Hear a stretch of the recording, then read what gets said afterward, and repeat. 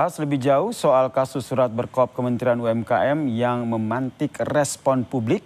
Kita bahas bersama dengan peneliti Pukat UGM, Mas Zainur Rohman, dan juga ada pengamat politik internasional sekaligus mantan Duta Besar RI untuk Republik Tunisia, Pak Ikrar Nusa Bakti yang telah bergabung bersama kami di Kompas Petang. Salam sehat semuanya.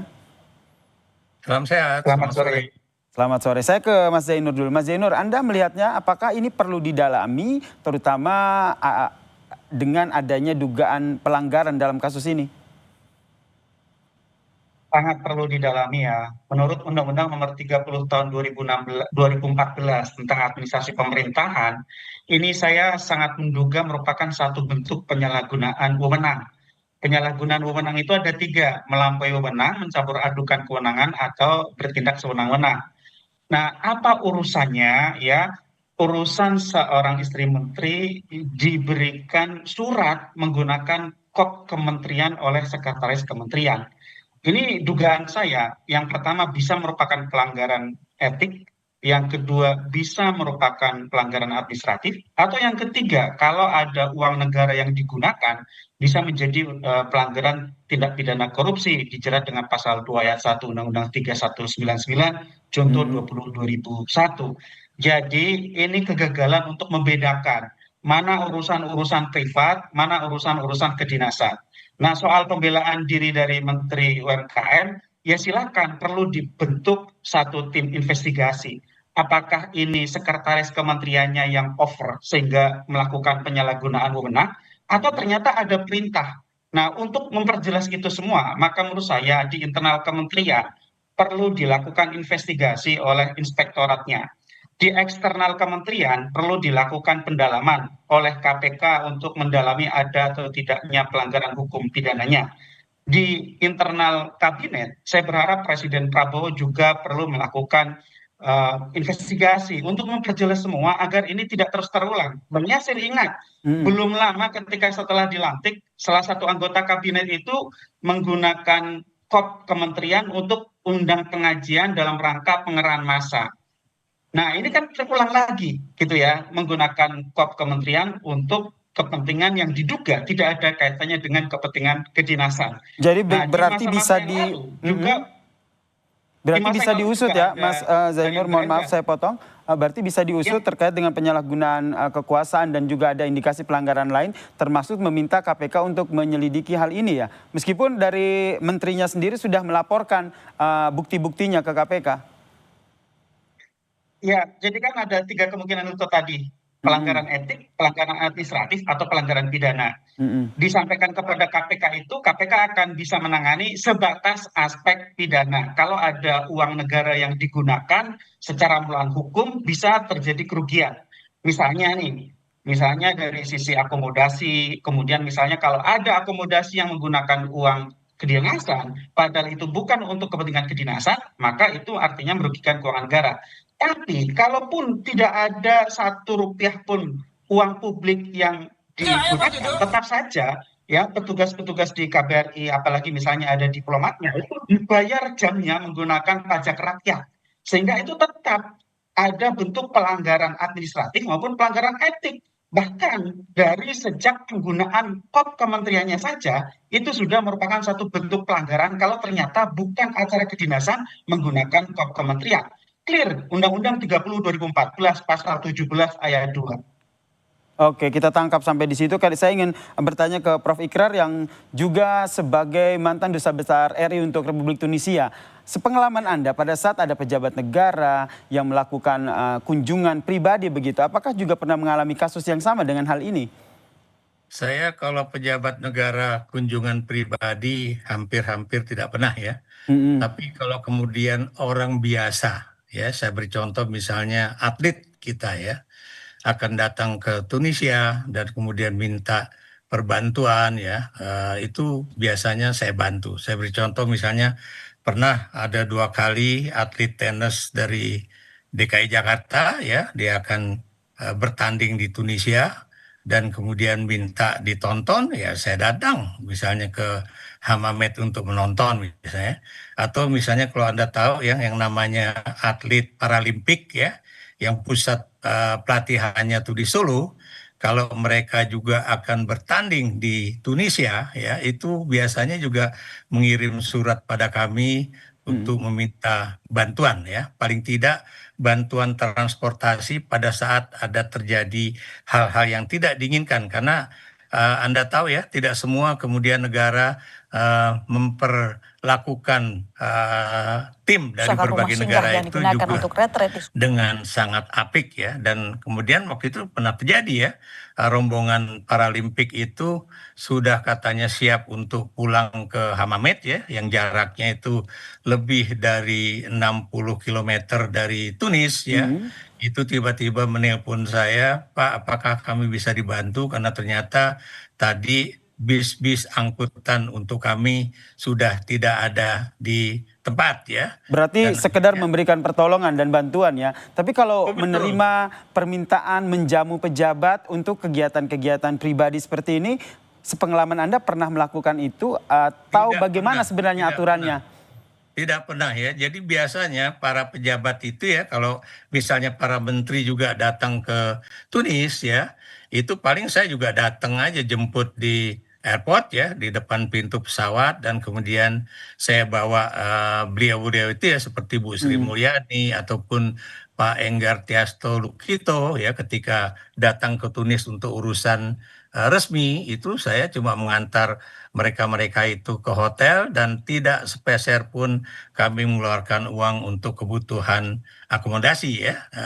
Apalagi Bu Sri Mulyani ya, itu Mbak Ani itu sangat ketat ya. Bahkan ketika beliau juga minta diantar ke pasar tradisional di Tunis ya, Hmm. itu ketika beliau tidak punya uang dinar, itu langsung dia bilang, jangan, uang dari Pak Dubes saya lebih tinggi dari Anda, dan kemudian saya akan menggunakan anggaran saya sendiri. Jadi itu adalah hal yang biasa ya. Teman-teman dari BPK juga datang pernah ke Tunis ya, dan kemudian udah selesai pemeriksaan di KBRI, kemudian Hmm. minta misalnya jalan-jalan ke pinggiran di kota Tunis ya, atau di Tunisia, itu juga saya menyediakan kendaraan ya, dan itu Baik. biasa kami membantu yang namanya DELRI. DELRI itu Delegasi Republik Oke, Indonesia. berarti sekedar memberikan bantuan. Kalau Prof. Ikrar Betul. sendiri pernah mendengar cerita soal permintaan memberikan pendampingan ataupun menjamu pejabat yang datang ke sana.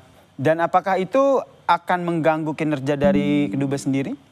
Ya, sebelum kasus yang terjadi sekarang ya, itu sebetulnya pernah terjadi kasus dengan ya teman saya yang namanya Fadlizon ya, karena beliau mengirim kalau nggak salah WA gitu ya, ke salah satu apa namanya itu perwakilan RI di sana untuk membantu anaknya yang kebetulan mau ke sana ya. Itu membantu bukan artian menyiapkan akomodasi, kemudian kendaraan dan sebagainya, tapi sekedar pendampingan just in case terjadi hal-hal yang tidak diinginkan di negara tersebut ya. Jadi itulah bentuk perbantuan yang biasa diminta oleh delegasi Republik Indonesia. Kalau saya katakan delegasi itu tidak harus delegasi resmi pemerintah ya. Bahkan yang namanya olahragawan aja, orang biasa bisa minta bantuan ya. Baik. Apalagi Kalau kalau untuk surat mereka, dari kementerian sendiri biasanya siapa yang mengeluarkan untuk memberikan pendampingan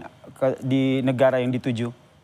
saya belum pernah mendapatkan surat semacam itu ya, karena biasanya kalau berasal dari kementerian, mereka itu sudah siap dengan apa istilahnya itu, misalnya hotel sendiri, kemudian kendaraan sendiri ya, paling juga tadi saya katakan meminta pendampingan untuk ya sekedar didampingi pada saat mereka ada kegiatan di sana ya, dan itu Baik. sangat-sangat minimalis sekali. Jadi tidak ada budget yang dikeluarkan oleh KBRI ya, dan apalagi kemudian menyediakan jamuan makan malam ataupun akomodasi dan sebagainya ya. Berarti Dan Prof sendiri ya, pernah dapat informasi ataupun sepengalaman Prof ketika menjadi duta besar begitu, surat-surat seperti yang sedang kami tayangkan saat ini sebenarnya dari kementerian itu siapa yang mengeluarkan? Karena dari menterinya sendiri untuk kasus ini sendiri membantah bahwa mengeluarkan surat untuk memberikan pendampingan ini. Ya, saya tidak tahu persis ya seperti yang terjadi di Kementerian UMKM ya. Mm-mm. Bisa saja itu apa istilahnya itu gagasan dari sang sekretaris sendiri, tapi juga bisa saja itu permintaan resmi dari kementeriannya ya. Tapi sekali lagi saya ingin mengatakan bahwa biasanya kalau ada delegasi memohon perbantuan itu Mm. biasanya tidak ada kaitannya dengan uang, tidak ada kaitannya dengan akomodasi ya, tidak ada kaitannya juga dengan kemudian disiapkan untuk misalnya makan malam yang aduhai mahalnya gitu kan. Mm. Ini cuma sekedar apakah kita kemudian sebagai kepala apa namanya perwakilan di sana itu masih memiliki BOK ya, itu bantuan operasional perwakilan ya untuk kemudian bisa menjamu seadanya Baik. teman-teman yang datang ke negara tersebut begitu. Baik, saya ke Mas Zainur. Mas Zainur, apa yang harus dilakukan? Karena kalau kita lihat ini kan jauh sebelum akhirnya KPK berbuka suara, mana dulu yang harus disampaikan? Karena belum tahu nih siapa yang mengeluarkan surat ini, dari menterinya sendiri sudah membantah. Ya, memang perlu dijernihkan ya. Satu-satunya cara untuk menjernihkan kan dilakukan investigasi. Mm-mm. Di internal kementeriannya dilakukan investigasi. Bagaimana surat itu diproses bisa sampai keluar dan dikirimkan. Kemudian dilakukan review. Apakah dikeluarkannya surat tersebut sudah sesuai dengan ketentuan di internal maupun terhadap kepatuhannya terhadap peraturan perundang-undangan. Yang kedua adalah saya pikir hal-hal seperti ini ke depan perlu untuk ditertibkan, mana yang boleh, mana yang tidak boleh. Harus ada satu bentuk sosialisasi juga kepada para pejabat begitu ya, bahwa kalau dari sisi perlindungan terhadap warga negara itu merupakan satu apa namanya kewajiban negara begitu ya. Dimanapun warga negara Indonesia yang sedang berada di luar negeri berhak mendapatkan perlindungan. Tetapi kan kalau dalam konteks ini berbeda saya lihatnya gitu ya. Mm-mm. Yang saya lihat adalah yang pertama adalah adanya potensi penyalahgunaan kewenangan karena penggunaan kop kementerian. Ya, yang kedua, ini apakah kepentingan kedinasan atau kepentingan non dinas? Kalaupun misalnya ke depan, misalnya dimungkinkan untuk kepentingan non dinas, ya itu harus dibuka juga dan harus ada perlakuan yang simetris terhadap seluruh warga negara. Misalnya terhadap kontingen dagang, terhadap kontingen olahraga atau kontingen para pencari ilmu gitu ya, mahasiswa atau siswa yang sedang berkompetisi begitu ya. Karena kan juga ada banyak jenis-jenis warga negara yang sedang memiliki urusan di luar negeri sehingga seharusnya itu bisa berlaku sama untuk Mm-mm. semua orang, tidak ada perlakuan yang berbeda hanya karena keluarga dari pejabat. Kalau untuk pejabatnya sendiri, saya pikir justru merupakan sebuah kewajiban dari negara untuk mendukung bagaimana agar kepentingan dinasnya itu bisa berjalan dengan lancar, diberikan dukungan sesuai dengan batas-batas yang Baik. ditentukan oleh peraturan. Tetapi kan yang menjadi masalah adalah kemudian ketika ada percampuran antara kepentingan kedinasan dengan kepentingan pribadi. Ini tidak tepat. Ini awal mula dari korupsi itu kan tidak bisa membedakan mana private domain, mana public domain. Kemudian ada Baik. sumber daya Mm. publik digunakan untuk kepentingan-kepentingan pribadi. Jadi Ini yang yang nanti saya kita nantikan memang bersama ya, Mas Zainur dan juga Prof. ya Ikrar, perlu apa langkah yang diinvestigasi dan diambil, ke depan apakah ada perlu investigasi diperjelas terkait aturannya. dengan kasus ini sehingga terang benderang begitu, sehingga berharap tidak ada dugaan penyelewengan kekuasaan atau penyelewengan anggaran di sini. Terima kasih peneliti Pukat UGM Mas Zainur Rohman dan juga pengamat politik internasional sekaligus mantan Duta Besar RI untuk Republik Tunisia, Pak Ikrar Nusa Bakti telah bergabung bersama kami di Kompas Petang. Ya.